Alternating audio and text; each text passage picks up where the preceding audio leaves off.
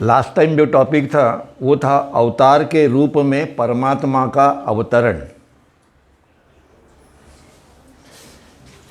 ये डायग्राम और मेहर बाबा ने जितने भी डायग्राम निकाले हैं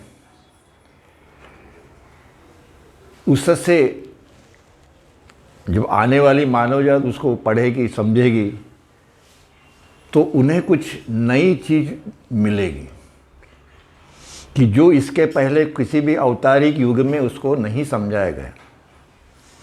गॉड सुप्रीम है, ये है, वो हम युगों युगों से पढ़ते आ रहे, सुनते आ रहे, सब आ रहे। पर जो सद्गुरु और अवतार के साथ में बैठ के जो ज्ञान अपने को मिलता है या जो समझ अपने को आती है, जो कन्विक्शन अपने को आती है, वह कोई किताबें पढ़ने से नहीं आती है। इसका मतलब नहीं कि किताब नहीं पढ़नी चाहिए, किताब ज़रूर पढ़नी चाहिए, पर जो उनके वर्ड्स है वह इतने अप्रोप्रिएट और ये टचिंग है कि वो तुम्हारे हार्ट को टच करते हैं।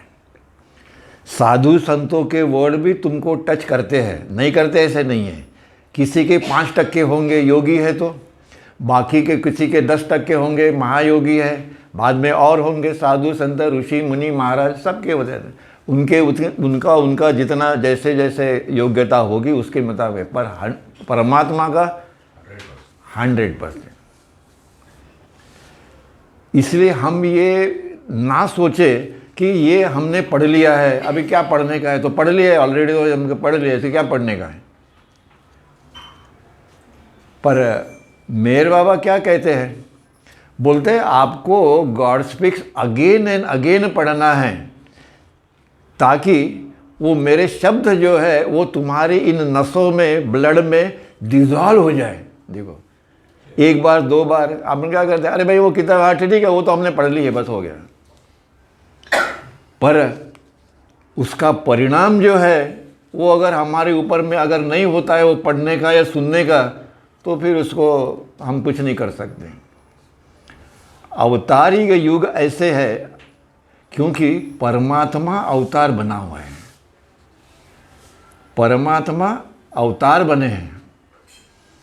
और अभी हम जो परमात्मा जो टॉपिक है उसका अवतार के रूप में परमात्मा का अवतरण, मतलब परमात्मा जमीन पे आए हुए हैं, जिस धरती के आए हुए हैं, जो कि मायावी है, जीरो है, नो वैल्यू, पर परमात्मा का अवतरण जो है उसको जो वैल्यू, जीरो वैल्यू नहीं है, वो रियलिटी है।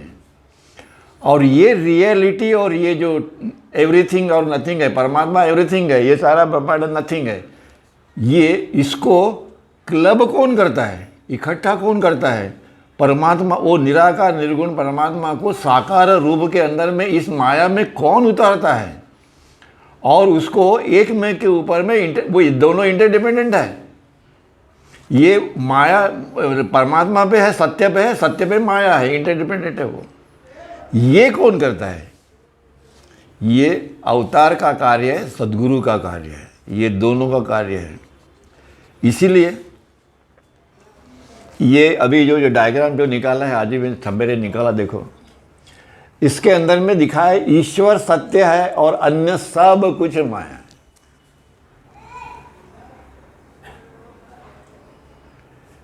यूट्यूब में मैं देख रहा था कल परसों, एक महाराज थे जो एक कहते थे कि वो 600 साल से वो तपस्या कर रहे हैं और बहुत कुछ दिखा रहे थे, पर अभी भी उनको परमात्मा के, सद्गुरु या अवतार के दर्शन नहीं है। अभी भी वो उसी ढूंढ रहे हैं।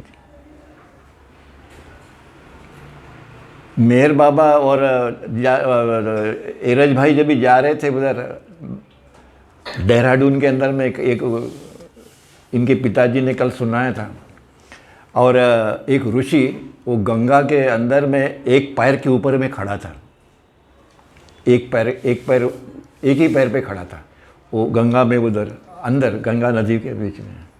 और मेहर बाबा और एरज भाई जा रहे थे।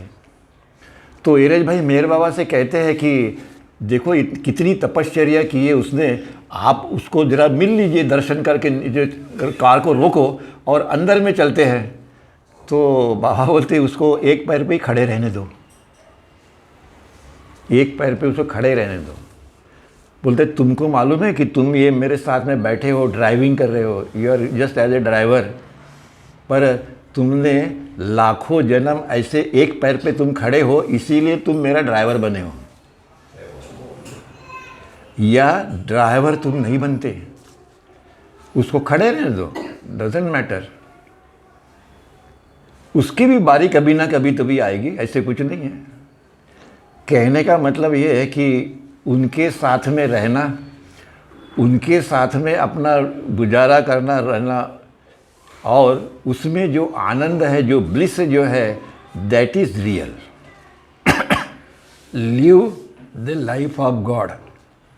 मतलब आपका जीवन, आप मेरे बाबा को नहीं मानते, राम को नहीं, आप किसी को भी नहीं मानते, पर अगर आप निस्वार्थ सेवा कर रहे हो तो आप उस तपस्वी से आप ज़्यादा आगे हैं।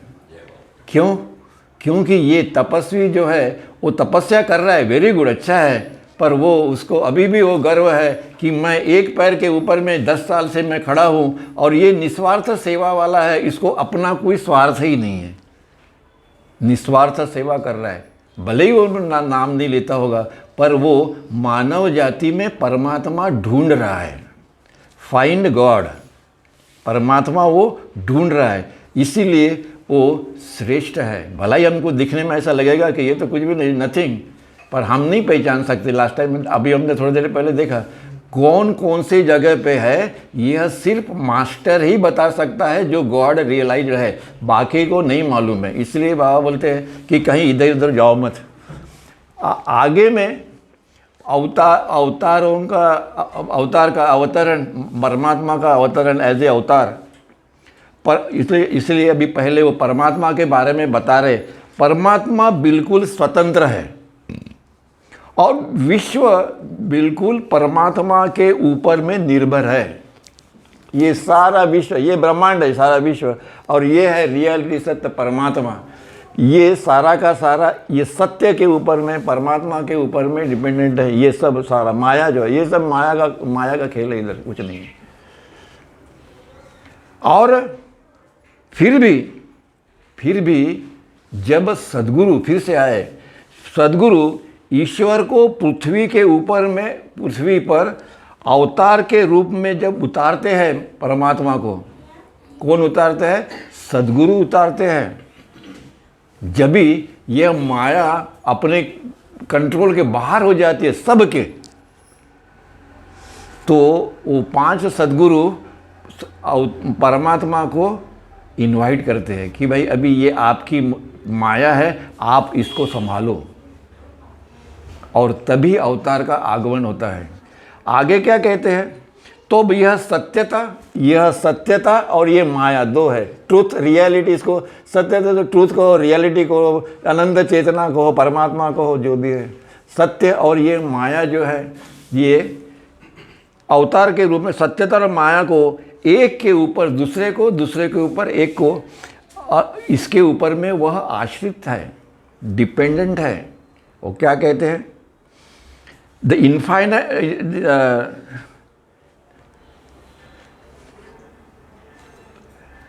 Reality and illusion interdependent, each upon the other. दोनों एक में के ऊपर में आश्रित है। कहने का मतलब यह है कि ये उसके बगैर नहीं रहता है, वो उसके बगैर नहीं रहता है, दोनों चाहिए। और इस प्रकार की माया की अनंत दया एवं असीम प्रेम शाश्वत उन लोगों को द्वारा आकर्षित किए जाते हैं जो माया में डूबे हैं। मतलब इस परमात्मा की, मतलब अवतार की, बाबा बोलते हैं ना कि मेरी जो कृपा जिस पे होगी वह उसके दरवाजे खुलेंगे। दरवाजे किसके खुलेंगे? इनर जर्नी के, आत्मा inner journey, evolution process, inner journey के, मोक्ष मार्ग के। मेरी कृपा के बगैर वह पॉसिबल नहीं है। और परमात्मा या अवतार या बरगुरु दोनों के दोनों भी परमात्मा की अनंत दया, मर्सी और प्रेम, यह परमात्मा की और माया के बीच में अगर कोई है तो वो है परमात्मा की दया और उसका प्रेम।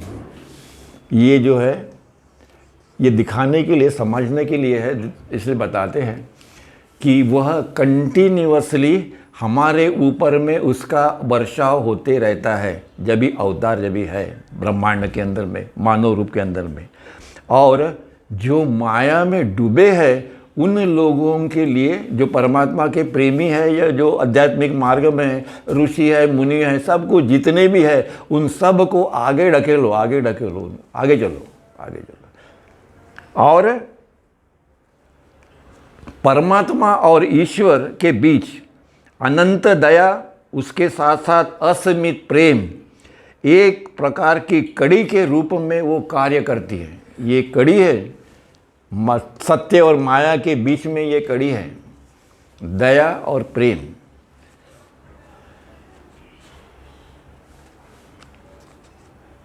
पर इतना होने के बावजूद भी हमारी आंखें नहीं खुलती हैं।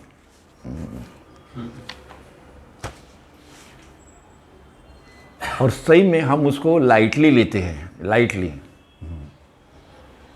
हर चीज में कोई भी घटना हो हम उसको पहले बाजू कर देते हैं। कोई भी घटना हो तो हमको पहले उसकी याद नहीं आती है, हम उसको बाजू कर देते हैं। और इसीलिए बाबा बोलते हैं कि मुझे बार बार क्यों आना पड़ता है। भाई ये मैंने राम युग में बताया, कृष्ण युग में बताया, फिर आने की क्या जरूरत है। हम कैसे कैजुअली बोल देते हैं, हाँ हमने ये पढ़ा है, ये मेरे बाबा ने पहले ही बताया था, ये राम ने बताया, कृष्ण ने बताया, सभी युग में बताया, सदगुरु ने बताया, नई बात क्या बताई है। पर हम ये भूल जाते हैं कि उसका सहवास जो है वो हमको तो ना राम का सहवास मिला, ना कृष्ण का मिला, ना गौतम बुद्ध का मिला, सदगुरु का या अवतार का सहवास मिला किधर। जब तक वह सहवास नहीं मिलेगा तब तक अवतार का आगमन युगों युगों तक होते ही रहेगा, कुछ भी हो जाए। राम का युग गया, हो गया, खत्म। कृष्ण का युग हो गया, खत्म। अवतार का नया युग है, परमात्मा का नया युग है इन द फॉर्म ऑफ अवतार। इसका ये मतलब नहीं है कि हम राम के भक्त हैं तो हमें कुछ नहीं मिलने वाला है। अगर राम के भक्त अगर है और प्रेम अगर राम से करते हो तो मेहर बाबा के दर्शन आपको हुए बगैर रहेंगे नहीं, क्योंकि मेहर बाबा, राम, कृष्ण, बुद्ध ये परमात्मा ही है, परमात्मा ही है। पर वह दया और कृपा जो है वो हमको उस टाइम मिली नहीं है, इसीलिए वो कृपा देने के लिए, वो प्रेम देने के लिए बार बार उनको आना पड़ता है। चाहे उन्होंने पिछले अवतार कार्य में कुछ जो भी कुछ बताया होगा वो सब गया, ख़त्म हो गया। नाउ वो दया और प्रेम जो है वो रिसीव करने के लिए मेरे पास आइए। ऐसे अवतार बार बार बता रहे अपने अवतारिक युग के अंदर में, इस अवतारिक युग के अंदर में कितनी बार उन्होंने मंडली को, इनको प्रेमी जनों को डिस्कोर्सेस में इधर जितने जगह होता है, come to me to receive my grace and love, बार बार। क्यों? कि वो आपको जब तक नहीं मिलेगा मानव जाति को, तब तक आपका इंटरनल जर्नी जो है वो शुरू नहीं होता है। ये रीज़न है। इसलिए हम उसको कैजुअली नहीं टाल सकते कि पीछे के युगों के अंदर में भगवान श्री कृष्ण ने गीता में बताया है तो हो गया, मतलब हमारी जवाबदारी ख़त्म हो गई।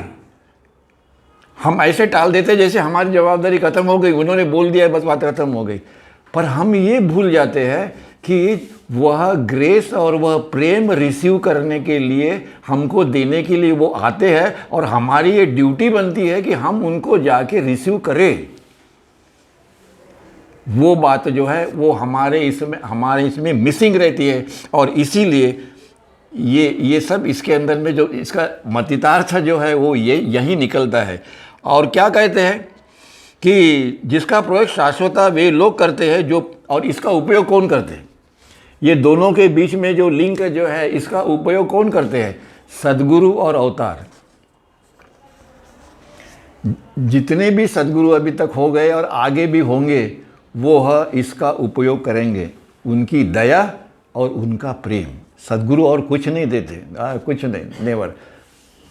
जो कुछ भी है, जो सद्गुरु का इसमें लिखा हुआ होगा किसी बुक में, किताब में, इधर उधर, वो जनरली मानव जाति, सभी मानव जाति को कंसिडर करके उन्होंने वो बताया हुआ है सभी को। पर अपने प्रेमी जनों को, या जो तैयार है आध्यात्मिक मार्ग में इनवर्ड जर्नी के लिए, उन लोगों को लिए उन्होंने यही बताया है कि मेरे पास में आओ to receive my grace and love.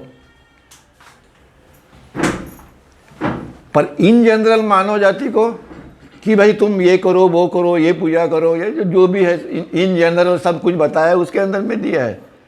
पर वो लोग जो प्रेम करते हैं परमात्मा से, या अब हमने अभी पढ़ा था कि हम, इसीलिए हम लोगों को प्रिपेयर करना टू रिसीव दैट ग्रेस, और जो प्रिपेयर्ड है उनको वो ग्रेस देना, ये सद्गुरु और अवतार का कार्य है। ये हम लोग भूल जाते हैं और हम ये बोल के टाल देते हैं हमेशा हमेशा कि गीता में ये लिखा हुआ है। एक तो आपने गीता पढ़ी नहीं। अगर आपने गीता पढ़ी होती तो हमारे मुंह से ये वर्ड नहीं निकलते कि हम, ये गीता में लिखा हुआ है, कभी नहीं निकलते। आप अगर पढ़ो उसको तो कभी ये वर्ड नहीं आएगा। गीता किसके लिए है? गीता इसके लिए है कि आप उस गीता जिसने बताई है उसको ढूंढो, उसके लिए वो गीता है। कि वो पढ़ने से तुम्हारे मन, तुम्हारे हृदय में उसको ढूंढने की इच्छा जो है निर्माण हो, ये गीता कहती है। पर हम वो एक दो सेंटेंस बोल के उस गीता का महत्व तो हम लोग कम कर देते हैं कि ये सब आप जो बता रहे हो गीता में है, तो दैट इज सबको मालूम है, नई बात कौन सी है उसको। तो ये गलती हमको नहीं करनी चाहिए। गीता अगर पढ़नी है, किसी भी सद्गुरु या अवतार का किताब अगर पढ़ना है, तो ये देखो कि इसके अंदर में ये महाराज आध्यात्मिक मार्ग में आगे बढ़ने के लिए, उनसे यूनियन के लिए या उनसे दर्शन के लिए क्या कहा है वो पढ़ो, बाकी का छोड़ दो। इसीलिए सद्गुरु और अवतार इसका उपयोग करते हैं, और जिसका प्रयोग परमात्मा करता है, जो है अवतार है, क्राइस्ट है या रसूल है, वह बन जाता है। और इसलिए विश्व परमात्मा के खेल, परमात्मा का ये जो खेल है या ड्रामा है या जो भी है, ये जो ब्रह्म जो है वह शाश्वत खिलाड़ी बन जाता है परमात्मा के लिए। ये प्लेग्राउंड है।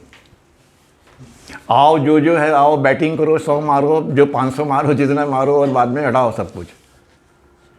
जिस प्रकार से हम अपने नींद में से बाहर आने के बाद में सारा का सारा ड्रीम जो है वो जीरो हो जाता है, उसी प्रकार से परमात्मा के लिए ये सारा जो है ये ड्रीम है। वह बोलते परमात्मा का जो ड्रीम है वो ये यूनिवर्स है। हमारा जो ड्रीम है वो छोटा है, इसका ड्रीम बहुत बड़ा है। जब भी वो ड्रीम ख़त्म हो जाता है तो कुछ भी नहीं रहता है एक्सेप्ट परमात्मा। और इसीलिए इस प्रमुख कड़ी के द्वारा अवतार ने न केवल अपने दिव्य खेल में जीवन स्थापित किया, जीवन मतलब to live the life of God, जीवन मतलब लाइफ, अपना जीवन, जिंदगी जो हम लोग अभी जी रहे हैं। तो बाबा कहते हैं कि तुम्हारा जो जीवन है ना वो पशु के जीवन के ही बराबर है। और ये राइट, पशु का जीवन अच्छा है, वो कुत्ता तो भी अपने अच्छा, वो ईमानदार है, और हमारे में वो ईमानदारी भी नहीं है, वो कुत्ते में है ईमानदारी। और न केवल अपने दिव्य खेल में जीवन स्थापित करता है, पर परमात्मा जो जीवन स्थापित करता है वो रियल है। अगर आप परमात्मा वो जीवन अगर जीते हैं तो आप भ्रम में नहीं है, आप रियलिटी में हैं। क्यों? कि सद्गुरु और अवतार ये है जीवन जो जीते हैं वो रियल है, वो फॉल्स नहीं है। इसीलिए वो कहते हैं कि आप अपने लाइफ के अंदर में वो जीवन जीने का प्रयत्न करो। कोई ये नहीं कह रहा है कि तुम फुल हो गए हो। अगर फुल होते तो यहाँ काहे के लिए आते? फिर नहीं आते, कहीं अपना मठ स्थापन करते। इसीलिए वो क्या बोलते हैं दिव्य खेल के जीवन स्थापित करते हैं और माया के विधान की भी स्थापना करते हैं।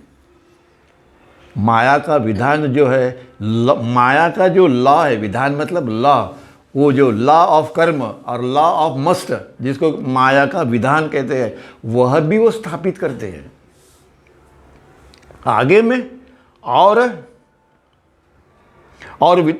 और यह विधान ईश पुरुष अथवा अवतार द्वारा स्थापित होने के कारण विधान रहित अनंतता का विधान है और यह शाश्वत अर्थार्थ तथा वह मायावी भी है। जो भी परमात्मा ने यहाँ पे सदगुरु के द्वारा और अवतार के द्वारा जो विधान, जो लॉ इन्होंने दिया है, लॉ ऑफ मस्ट और लॉ ऑफ कर्म जो है, वह रियल भी है और वो मायावी भी है, दोनों हैं।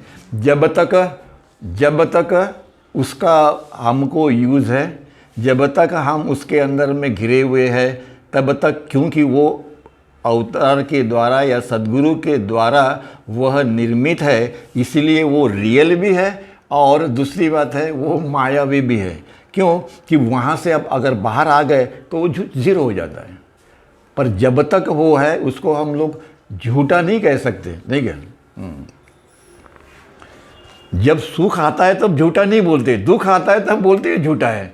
अरे पर सुख का भी तो तुमने अनुभव लिया ना, मज़ा लिया कि नहीं लिया? फिर तो बोलते कि क्योंकि ये अवतार और सदगुरु के द्वारा क्योंकि यह प्रस्तापित किया गया है, तो यह रियल भी है और यह झूठ भी है। और यह विधान ही विश्व का संचालन करता है, लॉ ऑफ मस्ट और लॉ ऑफ कर्म, उसके समस्त उत्थान और पतन को नियंत्रित करता है। इसका मतलब हो गया कि उसका जो कंस्ट्रक्शन है और डिविएशन जो है, उसको भी गाइड किया जाता है by this law of must और कर्म, लॉ ऑफ कर्म। इसीलिए रचना और ध्वंस इसी नियम से संचालित होते हैं। ये अवतार और सदगुरु के द्वारा दिए गए क्या है, लॉज है। लॉ कौन एस्टेब्लिश करेगा? निराकार निर्गुण परमात्मा तो नहीं करेगा, जो साकार है वही करेगा लॉज, और वो करते हैं, और सदगुरु और वो दोनों भी करते हैं। और इसीलिए युग की अवधि में परमात्मा की स्वतंत्र परिपूर्णता इस विधान के ऊपर ईश पुरुष द्वारा परमात्मा की मर्जी से कार्य करती है। बात है, मैं जो भी कुछ करता हूँ, जो भी परमात्मा अवतार कहते हैं, बाबा कहते हैं, जो भी मैं कोई करता हूँ वह गॉड ऑर्डेंड है। यह जो है वह ईश्वर के द्वारा निर्दिष्ट है, वही मैं कर रहा हूँ। परमात्मा मानव बन गया है, ये सब कुछ भी नहीं है, जीरो है, तभी किसका अस्तित्व है? वही परमात्मा। और परमात्मा की मर्जी के रूप में क्रियान्वित की जाती है। और इसका अर्थ है कि कोई भी चीज़, हर चीज़ जिसकी मर्जी अवतार करता है, ईश्वर द्वारा वह ऑर्डेंड होता है।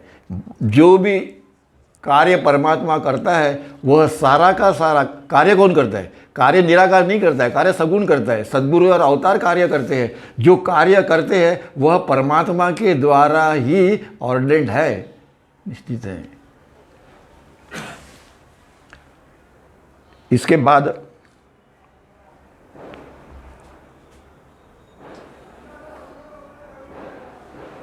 इसमें बहुत सारा बाद में उर्दू का है, वो हमने नहीं लिया है क्योंकि वो आपको समझने में इसमें उसमें और कठिन जाएगा, इसलिए उसको हमने एलिमिनेट कर दिया है। आगे चलते हैं।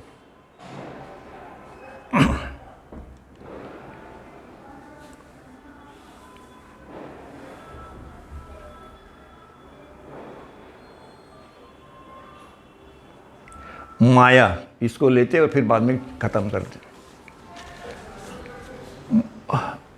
अभी माया के बारे में बाबा क्या कहते हैं? हमने तो बहुत सुना है, माया माया माया माया, युगों युगों से सुन रहे हैं, कोई नई बात नहीं है, आज की बात नहीं कि सुन रहे हैं माया। पर एक्चुअली माया है क्या एक्चुअली?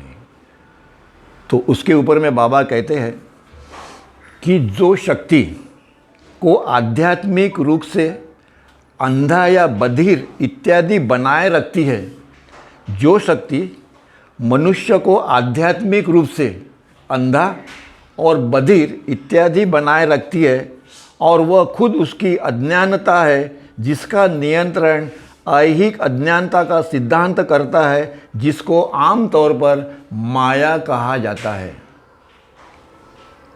माया मतलब हमारा अपना जो अज्ञान जो है, वह अज्ञान परमात्मा की जो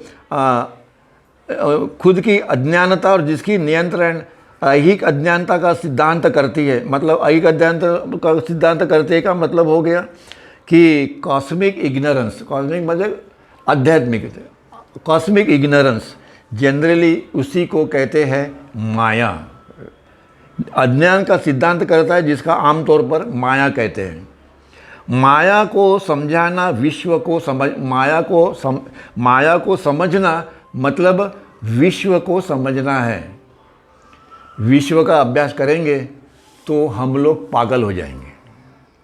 बाबा कहती है कि ये साइंटिस्ट है ना, साइंटिस्ट जितने भी नाम हम लेते हैं, ये वो सब जितने भी है, ये विज्ञान के अंदर में एक कण तक है। ये ब्रह्मांड जो है जिसमें लाखों लाखों सूर्य चंद्र ये वो है, इनका साइंटिस्ट लोगों को कुछ नहीं मालूम अभी तक। और ये कभी भी billions and billions of years के बाद भी वह कभी भी यह सूक्ष्म लोग, सूक्ष्म जगत के एंट्री नहीं कर सकते साइंटिस्ट। जब हमको ये मालूम है कि ये साइंटिस्ट जो है ये अपना काम कर रहे हैं, उनको अपना काम करने दो, पर उससे आप प्रभावित मत हो जाओ कि ये साइंटिस्ट ने वो किया, वो साइंटिस्ट ने वो किया। कुछ नहीं किया, जो है वो माया में हुआ है, बात खत्म हो गई। तो why to waste our time उसके बारे में बात करने के, ये वो सब तो चलती रहेंगे, वो तो चलती रहेंगे। ये और जो जगत है, बाबा बोलते 2-3 जगत जो है, वहाँ पे वो साइंटिस्ट इतने विद्वान है वहाँ पे कि वहाँ पे साइंस 100%, 99% है। तुम्हारे यहाँ तो उतना भी नहीं है, क्योंकि जो कुछ भी हम सोच रहे हैं, जो कुछ भी हम कर रहे हैं, वो किसी भी क्षेत्र के अंदर में हो, ये सब माया के अंदर में है। साथ साथ उसके अंदर में परमात्मा का क्षेत्र जो है वो भी है। उसके अंदर में प्रेम है, दया है, निस्वार्थ सेवा है, अनेक जो गुण है वो परमात्मा के गुण हैं, माया के गुण हैं। काम, लोध, दोध, दिस एंड दैट, वो दोनों एक में के ऊपर में इंटरडिपेंड अपन ने देखा। इसलिए इस बात के ऊपर में अपना टाइम वेस्ट करने से कोई फ़ायदा नहीं है। साइंटिस्ट का काम है, वो करते रहेंगे। नेक्स्ट जन्म में अगर तुम साइंटिस्ट हो गए तो तुम भी वही खोज करते रहोगे पूरे विश्व की। पर ये करोड़ों सूर्य और करोड़ों ग्रहों के ऊपर में जो है उनका शोध साइंटिस्ट कैसे लगाएंगे? How it is possible? जब तक वो सूक्ष्म जगत के अंदर में नहीं जाते तब तक उन्हें सूक्ष्म जगत का अनुभव कैसे आ सकता है विद दिस बॉडी, ये स्थूल जगत की बॉडी से नहीं आएगा। तो काय के लिए अपना टाइम बर्बाद करने का? बाबा का कहने का मतलब वो था, मतितार्थ उनका वो था, माया को समझना, वो विश्व को समझना है। समस्त मिथ्या मूल्य और मिथ्या अवस्थाओं माया के चुंगल के कारण ही है। जितना मिथ्या जो है वह सब माया की वजह से, माया मतलब ब्रह्म का भंडार। और इसीलिए बुद्धि विशेष रूप से माया के हाथों में झूलती रहती है। साइंटिस्ट की बुद्धि माया के हाथ में झूलती है, ये समझ लो। कितनी भी तुम्हारी बुद्धि हो, पर तुम्हारी जो बुद्धि है वो स्थूल जगत का ज्ञान की ही बुद्धि है। आप सूक्ष्म जगत में नहीं जा सकते बुद्धि, जब तक आप स्थूल जगत को आप पार नहीं करते तब तक आपको आगे क्या है ये बुद्धि के द्वारा समझना इम्पॉसिबल है। और इसीलिए कहते हैं बुद्धि के द्वारा हाथों में वो झूलती रहती है, क्योंकि बुद्धि उस चेतना के लिए सक्षम नहीं है। क्या बोलते हैं? बुद्धि उस चेतना के लिए सक्षम नहीं है जिसको अनुभव होता है कि परमात्मा सत्य है। जो योगी है, महात्मा है, संत है, उनको ये ज्ञान है कि परमात्मा सत्य है। इसीलिए वो देखते हैं ना, सूक्ष्म जगत, ये स्थूल जगत के अंदर में एक आत्मा जो है उसको ये ज्ञान नहीं है कि परमात्मा सत्य है। और इसीलिए अपने बुद्धि के द्वारा कभी भी हम परमात्मा तक नहीं पहुंच सकते। यह बुद्धि हमारी जो है वह सिर्फ और सिर्फ स्थूल जगत के कारण ही है, जिसमें हम लोग अपना बैटिंग कर सकते, खेल सकते, मैच खेल सकते, और कुछ नहीं है। और इसीलिए सत्य का ज्ञान केवल ऐहिक माया को, जो माया के कारण सत्यवत दिखाई पड़ती है, लांघ जाने के बाद ही हो सकता है। जब तक हम माया को पार नहीं कर सकते, ये हमने पीछे बहुत बार बताया है, अभी संक्षेप में बताता हूँ। जब तक हम स्थूल जगत से, सूक्ष्म जगत से, मनोजगत तक नहीं जा सकते हैं, तब तक हम माया के कारण या माया की सत्यता क्या है ये हमको नहीं मालूम पड़ेगा। आखिरी में माया यथार्थ अज्ञानता के सिद्धांतों को केवल तभी लाना जा सकता है जबकि आध्यात्मिक जिज्ञासु यह अनुभव करने के योग्य हो जाता है कि माया परमात्मा की छाया है। हमने हजारों बार पढ़ा हुआ है किताबों के अंदर में, माया ये परमात्मा की छाया है, और इतना स्टेटमेंट करके हम आनंदी और खुश हो जाते, फिनिश। पर हम ये कभी ढूंढने की या मालूमात करने के प्रयत्न नहीं करते कि माया ये है परमात्मा की छाया कैसी है।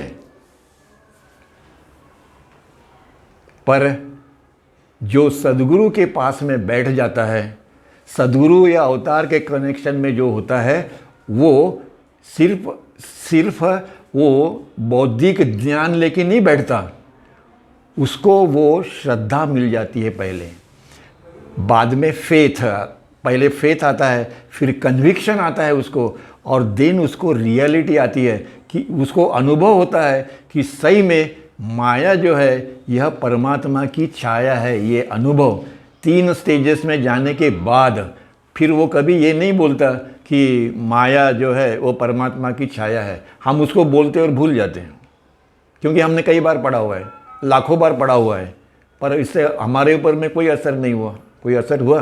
कुछ नहीं हुआ। और इसीलिए माया की पहली केवल आत्म साक्षात्कार प्राप्त होने के बाद ही हो सकती है। जब तक यह पूरे तीनों लोगों से अपन बाहर नहीं जाएंगे, तब तक माया क्या है इसका अपने को अनुभव नहीं आने वाला है। पर जब अनुभव आएगा, पर मन क्या सोचता है, जाना तो ना माया है, ये है, वो परमात्मा आते ही रहते हैं, सदगुरु आते हैं, अपने को बताते हैं, ये ठीक है, सुन लिया, बहुत हो गया, दिन भरे में कहीं नहीं जाने का तो वहाँ जाके बैठ गए कुछ थोड़ा सा।